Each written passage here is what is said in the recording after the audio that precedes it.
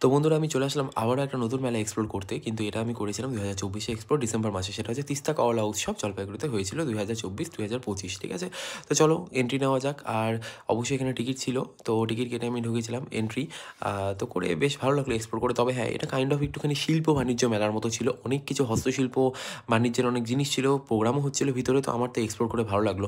এটা ২০২৪-এ যেহেতু আমি এক্সপ্লোর করেছিলাম, তোমরা বলো যে কারা, কারা এখানে এসেছো, এক্সপ্লোর করেছো। এখানে কিন্তু একটা সেলফি জোন ছিল। যেখানে আমি ছবি-টবি তুলেছিলাম, ভিডিও করেছিলাম।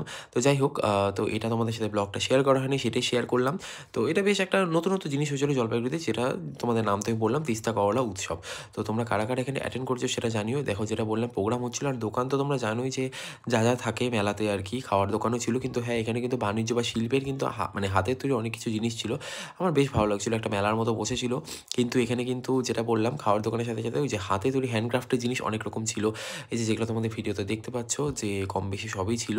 তো আমার তো বেশ ভালো লাগলো এক্সপ্লোর করে। হ্যাঁ, আর তোমরা জানিও যে তোমরা মানে যারা জলপাইগুড়িতে যেহেতু হয়েছিল এটা, আমি একটুখানি এই যে মজা করছিলাম এই চেয়ারগুলোতে বসে। জলপাইগুড়িতে যেহেতু হয়েছিল এটা, তোমরা কারা, কারা জলপাইগুড়িবাসীরা কারা এটা এক্সপ্লোর করেছো সেটা আমাকে কমেন্টে জানিও। আর হ্যাঁ, এটা জানিও যে বাইরে থেকে যারা এসেছিলে কেউ এটা এক্সপ্লোর করেছো কিনা বা দেখেছো কিনা এই উৎসবটা। তো যাই হোক, উৎসব নাম দিয়েছিল কিন্তু অ্যাকচুয়ালি ছিল মেলা। তো দেখা হবে নতুন ভিডিওর সাথে, ততক্ষণের জন্য টাটা বাই। আর এই ব্লগটা ভালো লাগলে লাইক, কমেন্ট, শেয়ার কিন্তু করতে ভুলবে না। সাবস্ক্রাইব করো নতুন আপডেটের জন্য। তোমরা সাপোর্ট করলে আমি অবশ্যই ভিডিও শেয়ার